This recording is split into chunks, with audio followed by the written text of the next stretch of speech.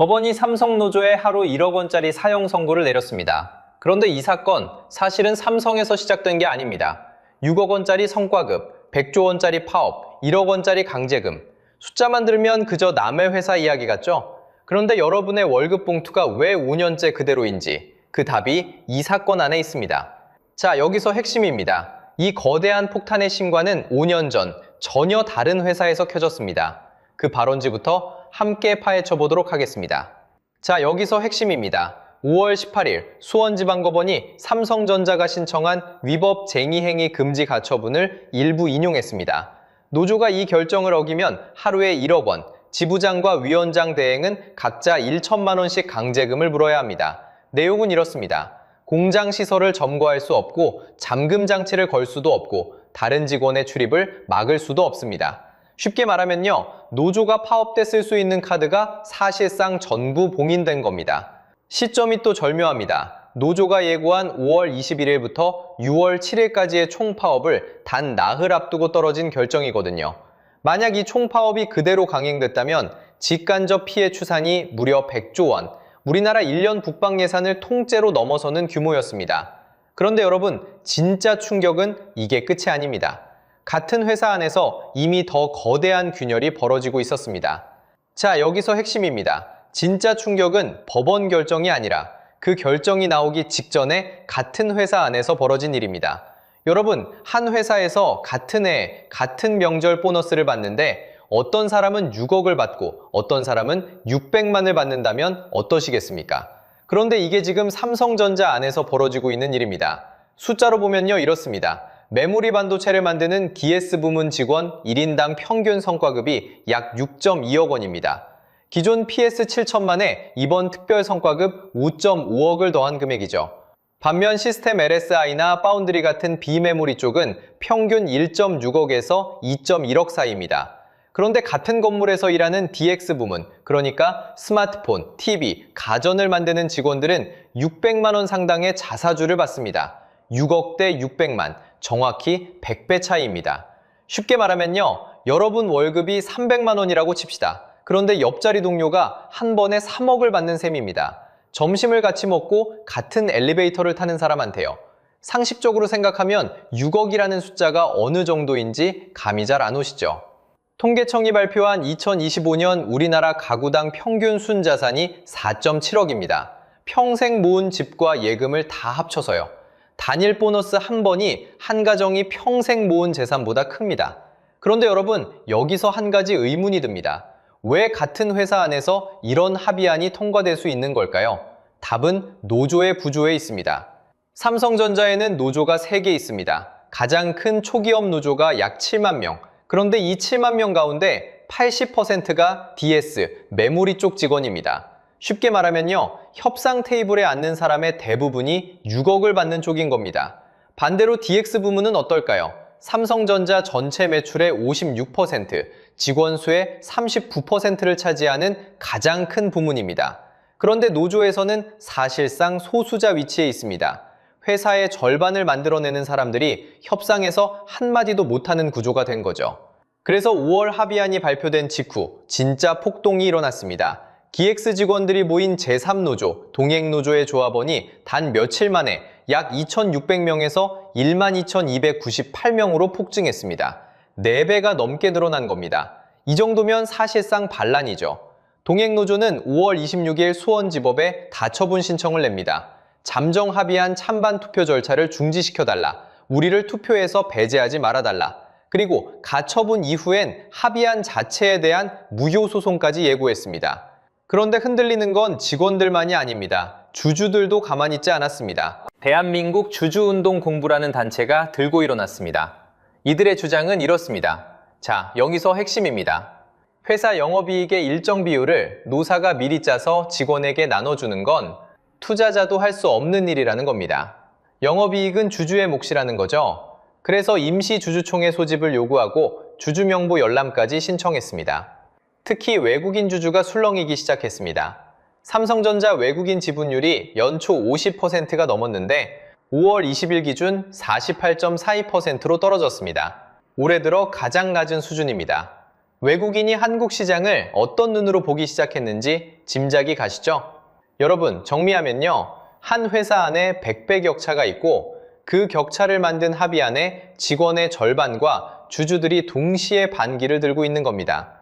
그러면 도대체 이런 합의안이 어떻게 나올 수 있었을까요? 이 거대한 사건, 도대체 어디서 시작된 걸까요? 자, 여기서 핵심입니다. 이 사건은 사실 삼성에서 시작된 게 아닙니다. 시계를 정확히 5년 전으로 돌려보겠습니다. 2021년 1월 SK하이닉스 사내 게시판에 한 통의 이메일이 올라옵니다. 입사 4년차 직원이 쓴 글이었어요. 내용은 단 하나, 성과급이 도대체 어떤 기준으로 계산되는지 그 공식을 공개하라는 거였습니다. 이 한 통의 글이 사내 메신저를 타고 회사 전체로 번지면서 우리가 지금 상소문 사태라고 부르는 사건이 터집니다. 회사는 결국 무릎을 꿇었습니다. 한 달 뒤인 2021년 2월 SK하이닉스 노사는 합의문에 도장을 찍어요. 핵심은 세 가지였습니다. 첫째, 그동안 써오던 EVA, 그러니까 경제적 부가가치라는 복잡한 산정 방식을 폐지한다. 둘째, 영업이익의 10%를 매년 성과급 재원으로 무조건 떼어놓는다. 셋째, 그 상한선은 기본급의 1000%, 연봉의 50% 수준으로 묶어둔다. 여러분, 이게 바로 그 유명한 하이닉스 룰의 탄생 순간입니다. 그런데 여기서 한 가지 짚고 넘어가야 할 게 있습니다. 그때가 회사가 어려운 시절이라서 직원들이 강하게 나간 게 아니었어요. 2021년은 SK하이닉스가 흑자 전환 직전, 반도체 슈퍼사이클이 시작될 거라는 기대가 한껏 부풀어 있던 국면이었습니다. 회사가 올해는 정말 어렵습니다라고 명분을 댈 수 없는 타이밍이었던 거죠. 직원들이 정확히 그 틈을 파고들었던 겁니다. 그리고 시간이 흘러 2024년, 이 룰의 진짜 위력이 드러납니다. SK하이닉스 영업이익이 47조 원을 찍었어요. 그러면 10% 룰에 따라 직원들에게 나눠줄 성과급 재원은 자동으로 얼마가 됐을까요? 숫자로 보면요, 4조 7천억 원입니다. 회사가 더 줄지 말지 고민할 여지조차 없는 계약서에 박힌 자동 분배 공식이 완성된 거예요. 쉽게 말하면요, 이 사건의 진짜 폭탄은 삼성이 아니라 SK에서 터졌고 그 불씨가 5년 동안 옮겨붙어 지금 삼성을 태우고 있는 겁니다. 올해 9월에는 SK하이닉스가 이 영업이익 10% 룰을 아예 공식 인사제도로 못 박았습니다. 한 회사의 특이한 합의가 아니라 한국 대기업이 직원과 돈을 나누는 새로운 문법으로 자리 잡은 거예요. 그리고 정확히 그 문법을 들고 삼성전자 노조가 협상 테이블에 앉습니다. 삼성 노조의 요구안을 보시면 익숙하실 겁니다. 영업이익의 15%를 성과급 재원으로 보장하고 연봉 50% 상한을 폐지하라. 출처가 어디인지 너무 또렷하죠? 결국 합의안은 사업성과의 10.5%를 재원으로 떼고 상한선은 틀어버리는 절충 형태로 마무리됐습니다. 비율은 SK보다 조금 높고 상한은 더 느슨한 구조였어요. 그런데 이 돈 도대체 어디서 나오는 걸까요? 숫자로 보면요, 답이 보입니다. 자, 여기서 핵심입니다. 이 6억 원 도대체 어디서 나오는 돈일까요? 출발점부터 따라가 보겠습니다. 삼성전자의 2026년 1분기 매출은 133조 9천억 원입니다.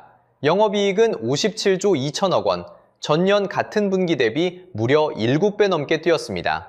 증권가에서는 올해 연간 영업이익을 304조 원으로 보고 있습니다. 그런데 여러분, 이 어마어마한 돈은 회사 전체가 골고루 번 게 아닙니다.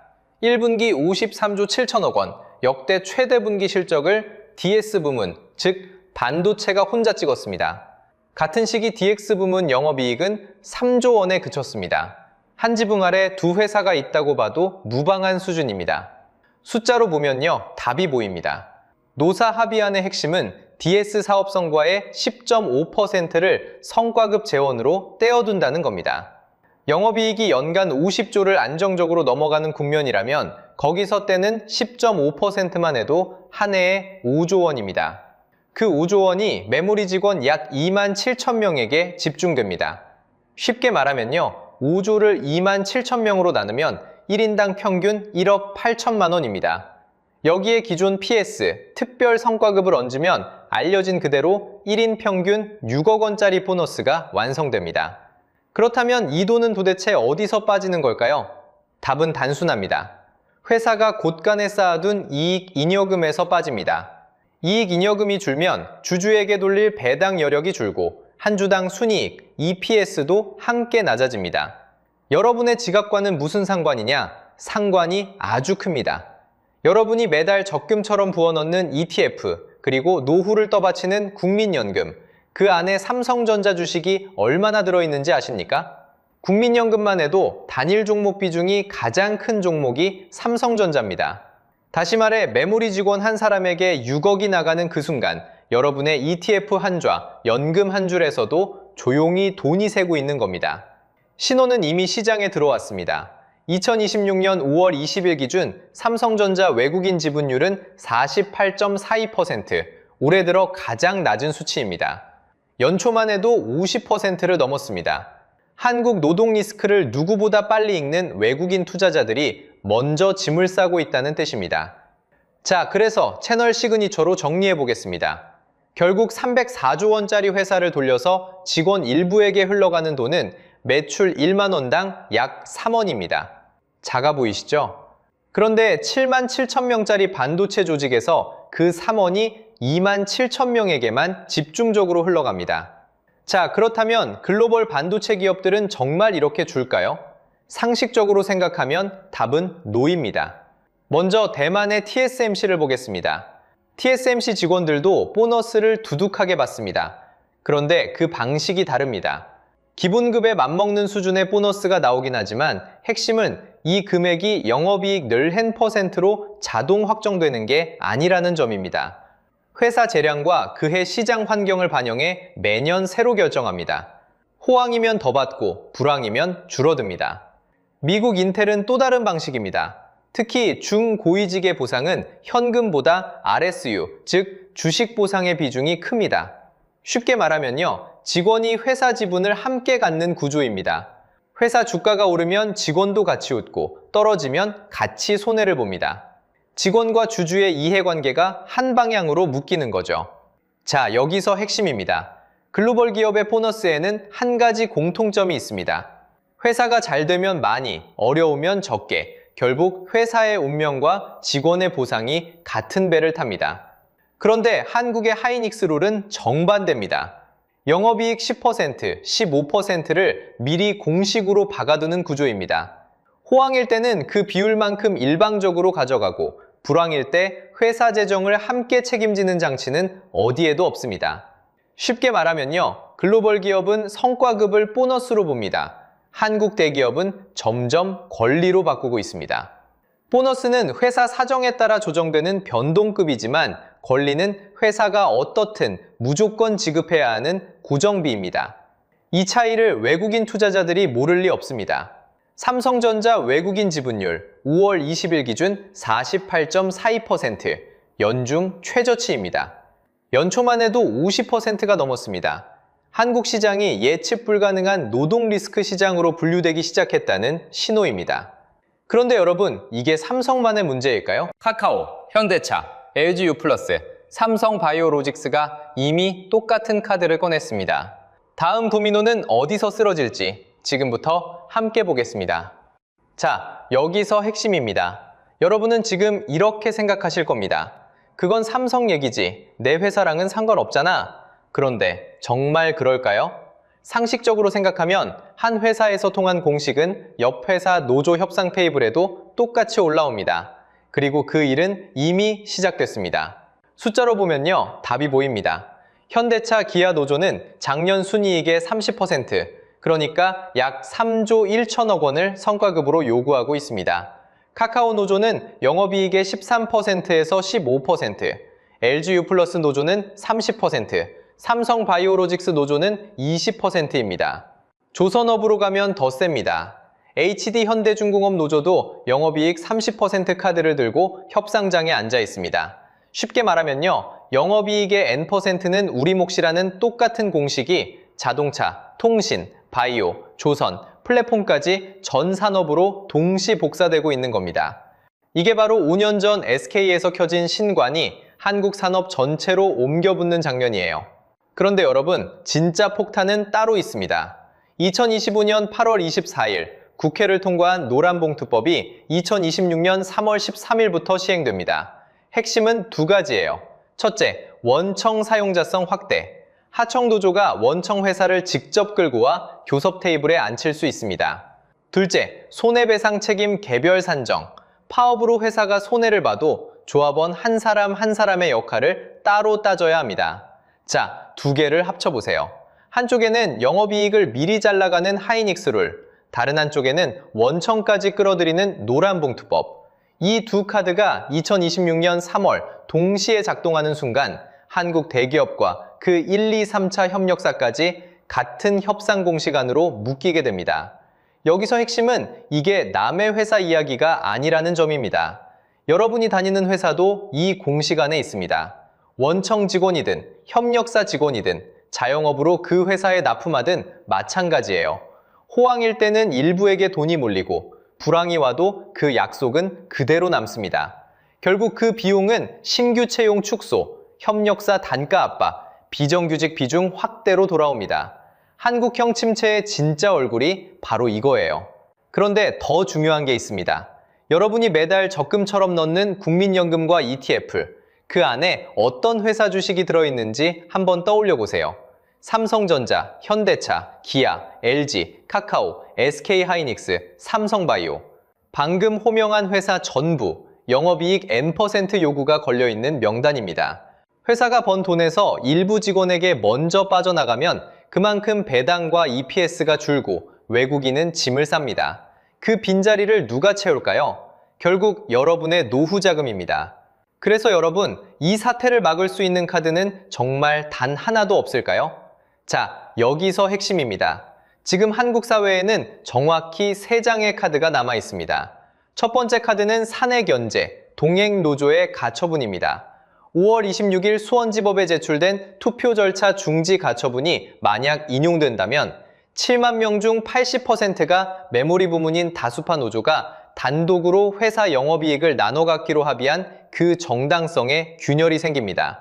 매출의 56%를 책임지는 DX 직원들이 협상 테이블에서 사실상 배제됐다는 사실, 법원이 이걸 어떻게 볼지가 관전 포인트인 거죠.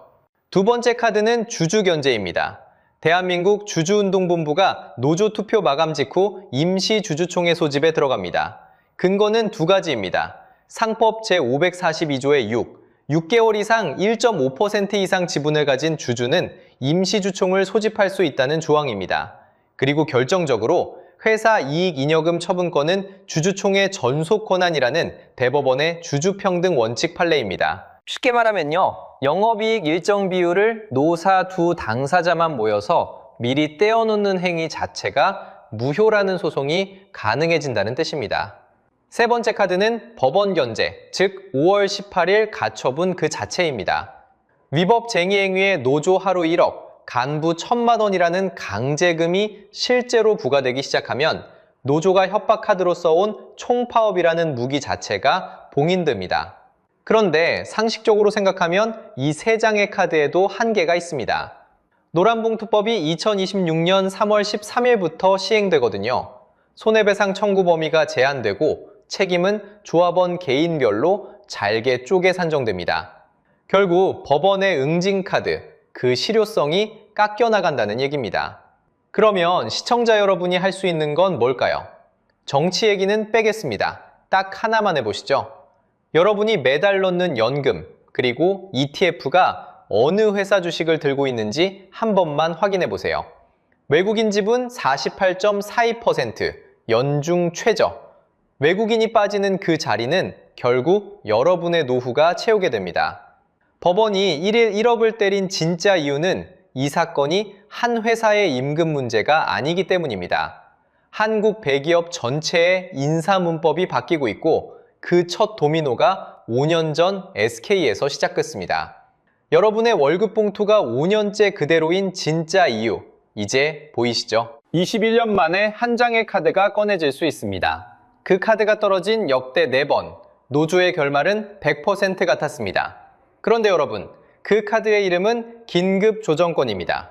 1969년 대한조선공사, 1993년 현대자동차, 그리고 2005년에 2번, 단 4차례 발동된 카드. 그 카드가 떨어진 순간 노조는 30일 동안 손가락 하나 움직이지 못했습니다. 그리고 지금 21일 총파업을 이틀 앞둔 이 순간 정부가 그 카드를 다시 꺼낼 가능성이 거론되고 있습니다. 도대체 한 장의 종이가 어떻게 7만 명짜리 노조 협상력을 산술적으로 0으로 만드는지 오늘 그 카드의 무게를 여러분의 지갑 단위로 따져보겠습니다. 자, 시계부터 보겠습니다. 2026년 5월 19일, 오늘 기준으로 이틀 뒤인 21일에 삼성전자 초기업 노조의 총파업이 예정돼 있습니다. 노조원만 약 7만 1천 명, 단일 과반 노조로는 삼성 창사 이래 처음입니다. 그런데 여러분, 이 이틀이라는 시간 안에 우리가 지금까지 뉴스에서 거의 들어보지 못한 단어 하나가 정부 입에서 튀어나왔습니다. 그저께, 그러니까 5월 17일 일요일 오후였습니다.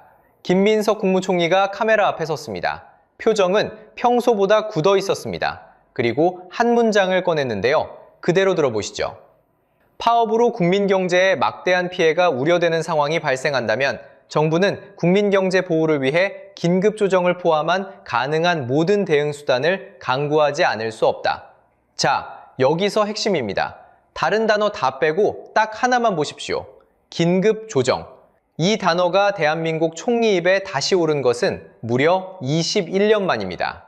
쉽게 말하면요, 어른 한 명이 갓난아기로 태어나서 대학교 들어갈 만큼의 시간 동안 정부는 이 카드를 입에 올릴 일이 없었다는 뜻입니다. 그런데 같은 시각, 회사 쪽도 가만히 있지 않았습니다. 어제인 5월 18일, 수원지방법원 민사 31부 신우정 재판장이 회사 측 가처분을 일부 받아들였거든요.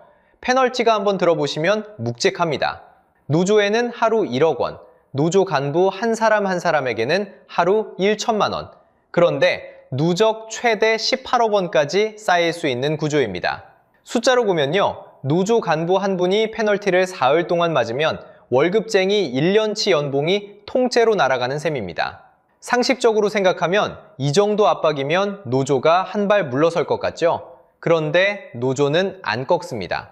위원장 최승호, 부위원장 이송희 두 사람 모두 21일 카드를 그대로 들고 가겠다는 입장이에요.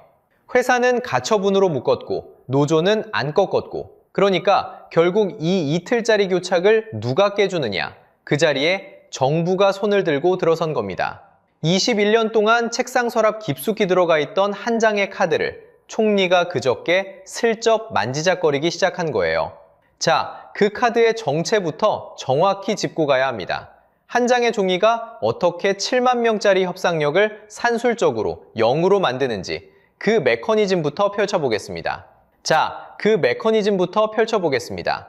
긴급조정권의 법적 근거는 단 두 조항입니다. 노동조합 및 노동관계조정법 76조와 77조. 70년대에 만들어진 이 두 조항이 2026년 7만 명짜리 노조의 운명을 산술적으로 결정할 수 있는 카드의 전부입니다. 발동 권한은 고용노동부 장관에게 있습니다. 중앙노동위원회 의견을 한 번 청취한 뒤 장관이 도장 하나만 찍으면 됩니다. 여기서 핵심입니다. 이 한 장의 종이가 떨어지는 순간 효력은 정확히 3단으로 펼쳐집니다. 첫째, 공표일 즉시 모든 쟁의 행위가 중지됩니다. 파업 중이었다면 그 자리에서 멈춰야 합니다. 시계로 따지면 분단위가 아니라 초단위입니다. 둘째, 30일 동안 쟁의를 다시 시작할 수 없습니다. 노조가 손목에 차고 있던 카드를 30일 동안 정부가 보관해버리는 구조입니다. 셋째, 그동안 중노위가 강제중재에 들어갑니다. 직권중재라고 부르는 절차입니다. 쉽게 말하면요, 노사가 합의 못한 임금, 성과급, 근로시간을 정부가 대신 정해주는 겁니다. 그것도 노사 양쪽 사이의 합의서와 똑같은 효력으로요. 이 강제결정을 법에서는 단체협약과 동일한 효력이라고 명시합니다. 노조 도장 없이도, 회사 도장 없이도 그 결정이 단협이 됩니다. 상식적으로 생각하면 이상한 일입니다. 협상은 두 당사자가 하는 건데 결말은 제3자가 정하는 거니까요. 이걸 경제학에서는 권력의 비대칭이라고 부릅니다. 쉽게 말하면 한쪽이 다른 쪽의 의사결정을 강제로 멈출 수 있는 구조를 뜻하는 거죠. 한 장의 행정처분이 7만 명의 단체 교섭권을 산술적으로 0으로 만든다. 이게 권력의 비대칭이 작동하는 가장 깔끔한 그림입니다. 그런데 여러분, 그래서 의문이 하나 떠오릅니다. 이렇게 센 카드라면 정부가 자주 꺼내야 정상 아닐까요? 도대체 왜 지난 21년 동안 그 어떤 정부도 이 카드를 단 한 건도 꺾지 않았을까요? 이유는 세 가지로 정리됩니다. 첫째, 행정 부담입니다. 단역까지 정부가 정해주려면 산정 근거를 일일이 다 짜야 합니다. 둘째, 정치 부담입니다. 노조 측에서 보면 협상권을 빼앗기는 카드, 회사 측에서 보면 정부가 임금까지 정해주는 카드. 양쪽 모두에서 비판이 나옵니다. 셋째, 국제노동기준 문제입니다.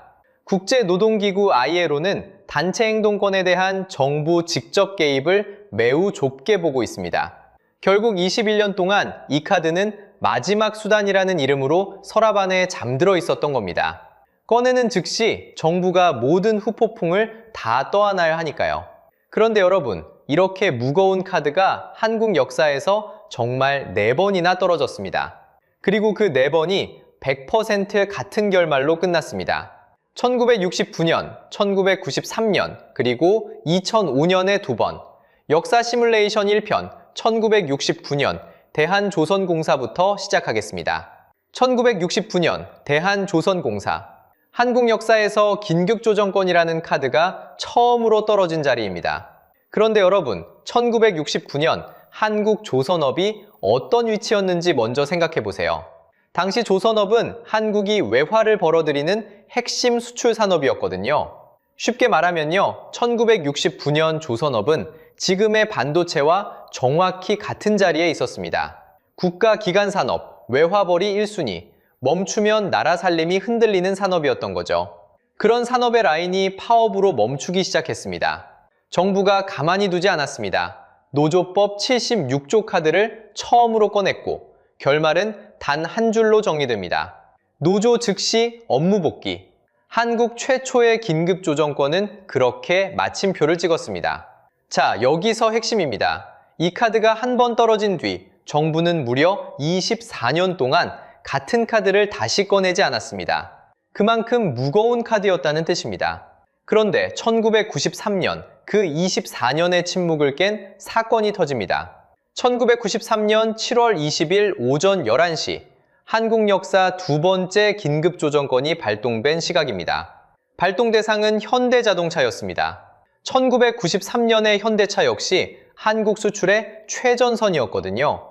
지금의 반도체와 같은 위치에 있던 산업이었습니다. 그해 현대차 노조의 쟁의가 길어지자 정부가 꺼내든 명분은 2가지였습니다. 수출 차질 우려, 그리고 협력업체 피해 확산. 상식적으로 생각하면 노조의 파업은 회사와 노조 사이의 문제로 보입니다. 그런데 정부 입장에서는 달랐습니다. 현대차 한 곳이 멈추면 부품을 대는 협력업체 수백 곳이 같이 멈추고 컨테이너에 실릴 자동차가 항구에서 빠지면서 나라 전체 수출 통계가 흔들리는 구조였던 거죠. 결말은 어땠을까요? 발동 즉시 쟁의 중지, 30일간 쟁의 재개 불가. 그 30일이 끝나기 전에 노사 합의로 마무리됐습니다. 한국 역사 2번째 카드도 똑같이 노조의 손목이 먼저 묶이는 모양새로 정리된 겁니다. 자, 이제 두 사건을 한 줄에 놓고 보겠습니다. 1969년 조선업, 1993년 자동차.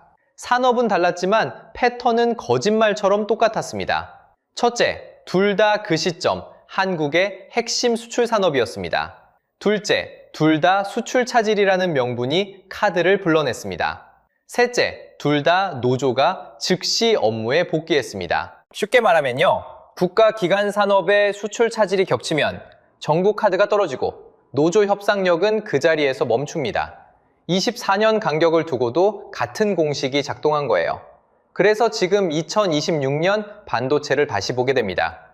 1969년에는 조선업이, 1993년에는 자동차가 그 자리에 있었다면 지금 그 자리에 정확히 들어와 있는 산업이 반도체거든요. 수출 비중 25%, GDP의 9에서 10%. 1969년 조선업이 짊어졌던 무게보다 1993년 자동차가 짊어졌던 무게보다 오히려 더 무거운 자리에 반도체가 앉아 있습니다. 그런데 여러분, 1969년과 1993년의 결말이 같았다면 그 다음 두 번의 결말은 더 강력했을까요? 아니면 약했을까요? 한국 역사 마지막 두 번의 긴급조정권, 두 번 모두 2005년, 두 번 모두 항공업이었습니다. 결말이 어땠는지 풀어보겠습니다. 자, 한국 역사 마지막 두 번의 긴급조정권, 두 번 모두 2005년, 두 번 모두 항공업이었습니다. 첫 번째 무대는 2005년 8월 아시아나항공 조종사들의 파업입니다. 노조가 비행기를 멈춘 시간만 무려 25일이었습니다. 한 달 가까이 한국 하늘이 절반쯤 비어 있었던 셈입니다. 25일째 되던 날 정부는 카드를 꺼냅니다. 그때까지 운항 예정이었던 6,936편 중 무려 2,208편이 결항됐습니다. 결항률 31.8%. 쉽게 말하면요, 비행기 3대 중 한 대가 출발 못한 그림입니다. 매출 손실은 약 1,649억 원. 25일 동안 회사 한 곳에서 빠져나간 돈이 1,649억입니다. 광역시 한 곳의 한 달 예산이 통째로 증가한 수준입니다. 그런데 여러분, 여기서 핵심입니다. 카드가 떨어진 순간 중노위는 직권중재에 들어갑니다. 비행시간, 정년, 휴무일, 노조가 1년 가까이 협상 테이블에서 다투던 모든 조건을 중노위가 강제로 정해 단협으로 박아넣습니다. 두 번째 부대는 같은 해 12월 대한항공 조종사 파업입니다. 그리고 이게 한국 역사에서 마지막으로 떨어진 카드입니다. 시간표를 한번 보세요. 12월 8일 파업이 시작됩니다. 그리고 12월 11일 오전 10시 정부는 긴급조정을 발동합니다. 시작에서 카드까지 걸린 시간은 단 나흘이었습니다. 그 나흘 동안 한국 하늘은 어떻게 됐을까요? 발동 시점, 결항률 66%, 국내선은 90%, 국제선 화물은 89%가 마비됐습니다. 결항률 66%, 숫자만 들으면 잘 안 와닿으시죠? 쉽게 말하면요, 인천공항 출국장에 게이트가 10개 있다면 그중 6개가 닫혀있는 그림입니다. 게다가 화물기는 10대 중 9대가 묶여 있습니다. 그런데 카드가 떨어지자 나흘짜리 파업은 발동 즉시 풀립니다. 노조원들은 그날로 조종석에 다시 앉았습니다. 자, 두 사례를 겹쳐보세요. 25일을 버틴 아시아나 노조, 나흘 만에 카드 앞에 멈춘 대한항공 노조. 두 번 모두 결말은 똑같았습니다. 발동 즉시 업무 복귀, 30일 쟁의 금지, 그리고 중노위 직권중재로 단협 강제 결정. 그 강제 결정을 노조 측은 그대로 받아들였습니다. 협상력은 산술적으로 0이었습니다. 상식적으로 생각하면 이상하지 않습니까? 25일을 버텨도 결말은 똑같고 나흘을 버텨도 결말은 똑같습니다. 카드 한 장 앞에서 노조가 쥐고 있던 시간은 의미가 없었습니다. 그런데 여러분, 여기서 한 번만 시야를 넓혀보겠습니다. 다른 나라들은 이 카드를 얼마나 쓸까요? 영국, 독일, 일본, 이쪽 나라들도 비슷한 강제중재 제도는 법전에 있습니다. 그런데 실제 발동 사례는 한국과 비교하면 거의 박물관 수준입니다. 영국은 노사 분쟁을 ACAS라는 자율조정기구가 먼저 받습니다. 정부가 강제카드로 손을 뻗는 일은 극히 드뭅니다. 독일은 사회적 합의 모델로 산별 단협을 통해 마무리하는 구조입니다. 일본도 우리 긴급조정과 같은 강제카드를 사실상 박물관에 두고 있습니다. 반면에 한국은 어땠나요? 1969년 조선, 1993년 자동차, 2005년 항공 두 번, 네 번 모두 국가기관산업보호라는 같은 명분으로 카드가 떨어졌습니다. 비교의 핵심은 정파평가가 아닙니다. 데이터만 놓고 보면 한국식 노사협상이 카드 없이는 잘 마무리되지 않는 구조라는 사실이 드러납니다. 그리고 결정적인 한 가지, 21년 전 그 마지막 카드, 2005년 12월 대한항공 발동까지 걸린 시간이 단 나흘이었다는 사실입니다. 그 나흘이라는 숫자 기억해두세요. 자, 그러면 이 4건의 공통 결말을 한 줄로 정리하면 어떻게 될까요? 그 결말이 2026년에 그대로 반복되면 여러분의 지갑엔 정확히 얼마짜리 청구서가 떨어집니까? 자, 여기서 핵심입니다. 4번의 카드, 1969년 대한조선공사, 1993년 현대자동차, 2005년 아시아나, 같은 해 12월 대한항공. 결말은 산술적으로 똑같았습니다. 첫째, 발동 즉시 노조 업무 복귀. 둘째, 30일간 쟁의 금지. 셋째, 중노위 직권중재로 단협 강제 결정. 넷째, 노조의 실질 협상력은 0이 됩니다. 사건 중 사건, 예외 없이 100%. 7만 명짜리 협상 카드가 한 장의 도장 앞에서 산술적으로 소멸하는 구조가 한국 역사에서 4번이나 똑같이 반복된 겁니다. 그런데 여러분, 이 결말이 2026년에 5번째로 떨어지면 청구서는 어디로 갈까요? 답은 간단합니다. 여러분의 지갑입니다. 숫자로 보면요, 2018년 평택 캠퍼스 정전 단 28분이었습니다. 그 28분에 약 500억 원이 증발했고 웨이퍼 6만 장이 영향을 받았습니다. 분당 17억 9천만 원, 1초에 약 3천만 원. 월급쟁이 한 분이 한 달을 일해받는 돈이 라인 정지 상태에서는 1초 만에 사라지는 단위입니다. 그런데 이건 28분짜리 사고일 뿐입니다. 김민석 총리는 17일 담화에서 추산을 내놨습니다. 반도체 공장이 하루 멈추면 최대 1조 원, 누적으로는 최대 100조 원까지 우려된다고요. 일부 보도는 18일 파업 시 직접 손실만 10조에서 17조 원으로 추산합니다. 광역시 한 곳의 1년 예산이 2~3개씩 사라지는 그림입니다. 그런데 도대체 왜 반도체 한 라인이 멈춘 게 반도체 주식 한 주 없는 시청자 여러분의 지갑까지 흔드는 걸까요? 자, 이제 그 연결고리를 풀어드립니다. 2025년 한국 총 수출은 7,097억 달러, 그중 반도체가 1,734억 달러였습니다. 전체 수출의 약 25%. 쉽게 말하면요, 한국이 해외에 파는 물건 4개 중 1개는 반도체라는 뜻입니다. GDP 대비로는 약 9에서 10%. 코스피 시가총액 안에서 삼성전자 한 종목이 차지하는 비중은 약 23%입니다. 국민연금이 굴리는 자산 중 단일 종목 비중도 상위에 있습니다. 상식적으로 생각하면 여러분이 점심으로 5,000원짜리 김밥을 한 줄 드시면 그 5,000원 중 약 500원은 반도체가 벌어다 준 돈입니다. 잠든 사이 삼성 주식 한 주가 흔들리면 다음 달 국민연금 통장도 같이 흔들립니다. 이걸 경제학에서는 외부 효과라고 부릅니다. 내 결정의 비용을 내가 안 내고 옆 사람이 대신 내게 되는 현상이죠. 결국 노조의 파업 결정도, 정부의 카드 발동도, 그 비용은 의사결정 테이블에 없던 사람들이 나눠냅니다. 출근길 환율, 다음 분기 펀드 수익률, 어머니 국민연금 명세서, 그게 청구서가 떨어지는 자리입니다. 결말은 이미 4번 정해져 있었습니다. 그러면 21일 그날, 같은 결말이 5번째로 반복되면 정확히 무엇이 일어날까요? 2026년 5월 21일, 만약 카드가 떨어진다면 그 결말의 시뮬레이션과 함께 오늘 영상을 마무리하겠습니다. 자, 이제 마지막 그림입니다. 2026년 5월 21일, 만약 정부가 한 장의 카드를 꺼낸다면 그 결말은 산술적으로 이미 정해져 있습니다.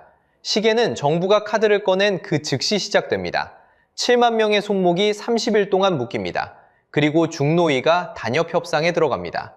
그런데 여러분, 여기서 핵심입니다. 중노위는 임금 인상률, 성과급 OPI 산정 방식, 그 모든 걸 강제로 결정해버립니다. 위원장의 협상력은 그 순간 산술적으로 0이 됩니다. 21일 라인 정지가 만든 한 달치 충격이 30일짜리 강제 단협 한 장으로 정리되는 그림. 이게 역대 4번이 모두 똑같이 걸었던 길입니다. 단 분기점은 셋입니다. 첫째, 노조가 21일 그날 스스로 카드를 꺾을 것인가. 둘째, 정부가 21년 만에 그 카드를 진짜로 꺼낼 것인가. 셋째, 법원이 추가 가처분을 받아들일 것인가. 이걸 경제학에서는 죄수의 딜레마라고 부릅니다. 쉽게 말하면요, 노조와 회사 둘 다 협력 안 하면 정부라는 제3자가 카드를 꺼내고 결국 양쪽 다 진다는 구조입니다. 그래서 부조적으로 손볼 곳이 셋입니다. 첫째, 긴급조정권 발동 기준을 사전에 공시하도록 의무화하는 겁니다. 어떤 상황에서 카드가 나오는지를 정부가 미리 밝혀두는 거죠. 둘째, 국가기관산업노사협상의 자율중재 단계를 의무화해야 합니다. 정부 카드 한 장에 협상이 정리되는 패턴 자체를 줄이자는 겁니다.